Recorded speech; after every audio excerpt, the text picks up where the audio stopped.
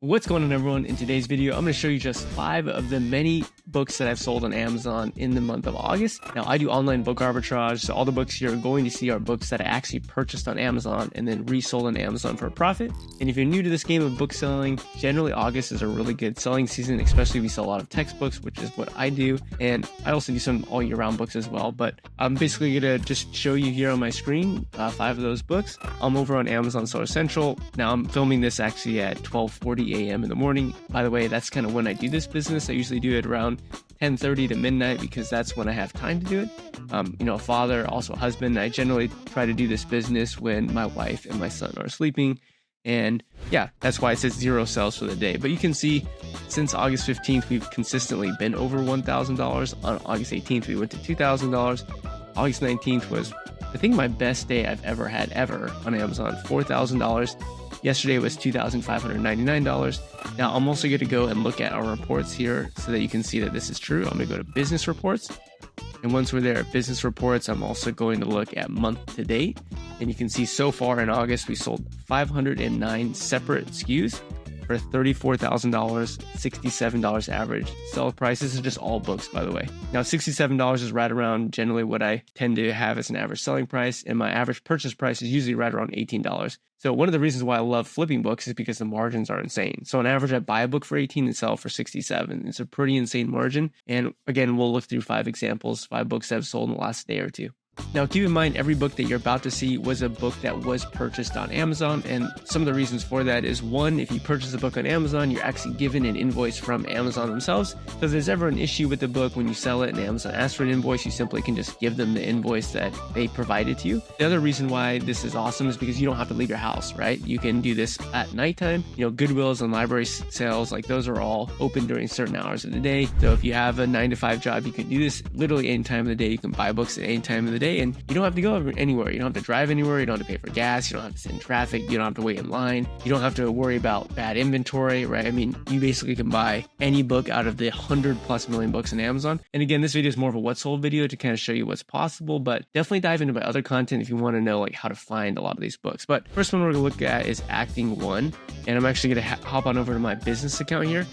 Whenever I buy a book from a Prime eligible FBA seller, I buy it on my non-Prime business account. So that's my non-Prime business account. I bought this on April 7th. You can actually see I've purchased it with a couple of other books. Pro tip here, if you get your cart value over $35 when you are buying books from FBA sellers, then you get free standard shipping. Now, again, most of the time I'm buying from FBM sellers, merchant fulfilled sellers, people who are not, doing FBA. And so in that case, it doesn't matter if you had a Prime subscription, but in this case, we bought this book for $15.85. Now, if I go to the order page here on SellerAmp, you can actually see that this just sold 10 hours ago for $47.54. So once it ships, Amazon is essentially going to give me, money for the shipping. We'll make a $16 profit, 100% ROI here.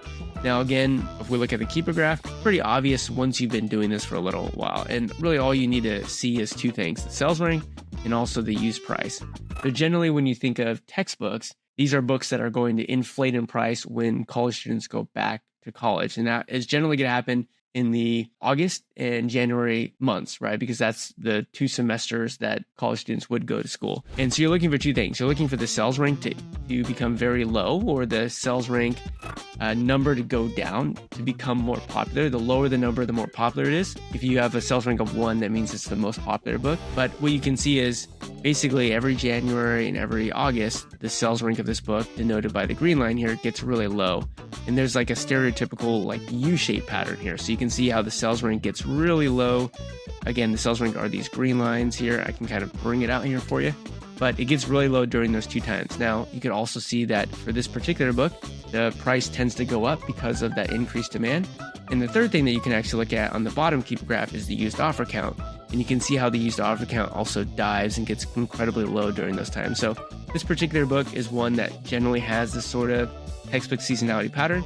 I did purchase it for $15.85, which is generally a pretty low price for this book, and was able to ask $45. Now, I think the buy box is actually currently a little bit higher. It's like $64. So I potentially could have sold it for a little bit more, but I'm happy to sell it for $47 and make over 100% ROI. I actually never even touch this book because I do use a third-party prep center, Central Virginia Prep. You can go to my YouTube channel. I have an interview with Shannon Mann, the owner of Central Virginia Prep. All they do is essentially open the package that I ship to them. They inspect the book, make sure it's the right book. They'll put a label on it, list it on Amazon. They'll ship it to the Amazon warehouse for me. And that's awesome because then I never even have to touch this book. Last thing you want is like a death pile of a bunch of books that you bought that are just sitting around doing nothing. You want to essentially buy a book, get it to Amazon as quick as possible. And that's what a prep center can do. So if you look at the fee breakdown here, you can actually see that we paid Amazon a $7 referral fee, $3.60 for an FBA fee, a $1.80 closing fee. We paid $2.25 for a prep fee, about 30 cents for this book to ship it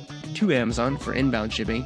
And so with all those fees and the purchase price, we made $16. Never had to touch the book. All we had to do is learn how to read a keypograph, which once you've done it a number of times, right, it's just repetition. You get really good at it. It's really not too difficult. So first, awesome book there. Now, the second book we're going to look at is actually a teacher's edition, Scoring High, Iowa Tests of Basic Skills.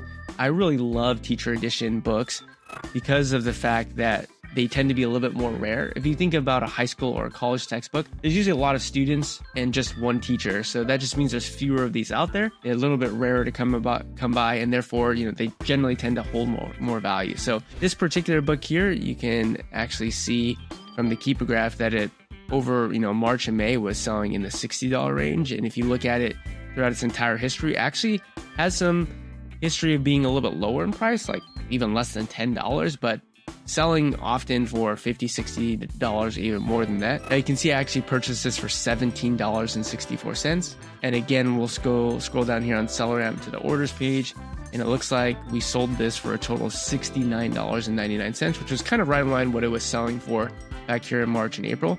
So we go ahead and put in those two values and we made a $33 profit, made almost 200% ROI on this book. Again, never had to touch it. Now, another tip here with teacher edition books is you want to make sure that if you are selling a teacher's edition, it's on the teacher edition listing.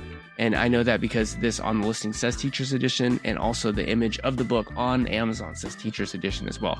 If you have the student edition, make sure you sell that on the student edition listing and make sure you don't mix the two up. But here's a book that's a really great book and was able to make a $33 profit on it. The next book we're gonna look at is actually a book that we bought almost a year ago. And I really want to show this because a lot of times people ask me like, Joji, I really want to get into this, but you have to have realistic expectations about how long some of the books are going to take to sell, and you also have to understand what sort of model you're going after. I tend to think of investing in books as doing that, investing in a book, investing in an asset. So my time horizon is not necessarily short. I have ample capital from being a very frugal person, having multiple streams of income, having been doing, book flipping successfully for 7 years now, that I'm to the point where I've, grown enough capital that I actually have difficulty spending that amount of money. So I think of it instead as like investing rather than, I guess, a traditional business where you're buying inventory and you need to turn it within 30 days or something like that. So here's a book that we purchased August 23rd of 2023. We purchased this for a total of $24.44. So I have that as the buy cost over here.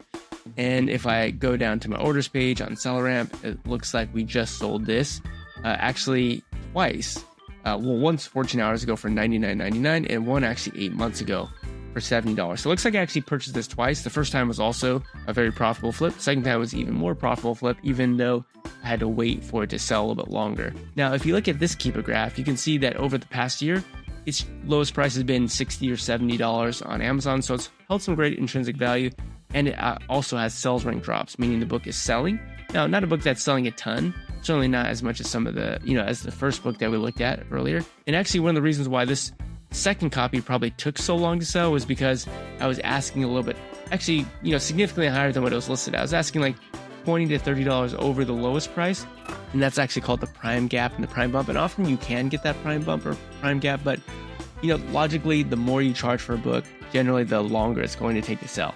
Or in other words, the cheaper you offer a book to sell for the public, generally the faster it sells. So that's probably why the first copy sold so quick and the second copy didn't. But even despite the fact that it was sitting there for so long, we still made a great profit. You can actually see that there is a calculator here for storage. So this sat there for basically a year, and you can see my profit went down a couple of bucks. In other words, it is actually very cheap to hold books at an Amazon warehouse for a long period of time. even despite long-term storage fees with this particular model. Now, if you're thrifting, finding books at library sales, then your average selling price is probably not $67. It's probably like $15 or $18 or $22. In that case, $2 per book that's sitting there for years actually very significant relative to the actual selling price of the book. In this case, because we're making such high margins on these books, it's okay if they sit there for a year as long as you know that they're going to sell. Now, again, you could argue that I should have sold this book much sooner had I priced it more competitively, which obviously when I priced it more competitively the first time, it sold for $70. And in that case, obviously I made less profit, but also, it wasn't sitting there for a long time. So we made a $22 profit. So, in hindsight, would I have changed anything? Yeah, I probably should have priced it lower. But on the other hand, it wasn't like I'm necessarily aching or needing this capital to come back right away, because it's like an investment. And you might think that 1 year is a long period of time. In reality, 1 year in investing is actually, I would consider still a short-term investment, in my opinion. But still a great book, and I'm happy to take this money, buy more books, and just continue the process. All right, the next book is an awesome flip. Business Law. We purchased this July 7th. It actually sold in August, so a really quick flip. And I definitely paid up for this book. I paid $90 for this book plus shipping. I think $4 shipping for it. So that brought up the total. Actually, no, $90.25 exactly. And I was able to sell this book today, I believe, for a total of $199.99. So if we put in our purchase price and our sales price, we made a $65 profit, only a 73% ROI, but a $65 profit. So this was the highest dollar, profit book flip, which is great. And if we look at the Keeper graph, this one is quite interesting. In this past year, it's been largely out of stock, but has been selling very, very well. You can see even has some sales range drops as high as $249. Some sales range drops in the $200 range. I sold mine for a little bit more cheaply and was able to still make a great profit. Now, what I love about this book is if you expand its historical selling data, for whatever reason, this book didn't really sell very well at all from 2016 to 2022. And then just randomly in 2023 really did well. So I'm not really sure why that is, but it's one of the reasons why when a book doesn't perform as well as you thought it was, not to just forget about it and never look at it again, nor if you come across a book that doesn't look like it's performing super well, to just automatically kind of just disregard it, because sometimes things like this can happen. I saw that in this past year, the data said this book could easily sell for over $150, even more than that. It's a book that hasn't really been in stock for very long. So took a calculated risk, made a $65 profit, which is awesome. All right, the last book we're going to look at is actually a high school book, an AP course book. That's how I know it was a high school book, because AP stands for Advanced Placement. This is generally for high school students that are looking to take an advanced placement, college level, equivalent course. Now, we purchased a bunch of copies on February 16th, and we dropped quite a bit of money. We bought a total of 4 copies here for $350. So we paid $87.93 per copy. And if I look at our orders page here, you can see that we sold all 5 copies, 151, 150, 150, 150. Now, and this all happened in the last week. If you actually look at the Keeper graph, you can tell that this is a high school book, because the sales rate gets really low in essentially July and August, which is indicative of a high school book. Now, you can actually see it does go down in sales rank also in January, but this is actually for high school. You can see how its sales rank has gotten incredibly low this year. And I did purchase this book, again, for $87 at that time, even when the new price when I purchased it was essentially $105. All right, so what you can see here is that obviously, the offer count has started to go down because of the demand has increased so much. The used and new prices have gone back up, and now we're sitting at a buy box at $166. And arguably, I could have waited this out and waited for $166, and I would have made more. But essentially, we made about a $26 profit on each book. The 26 times, how many do we sell? 1, 2, 3, 4, 5. So we made about, over $125 on this one book. And again, I never had to touch this. I never had to touch any of these 5 books. They all went right to a prep center.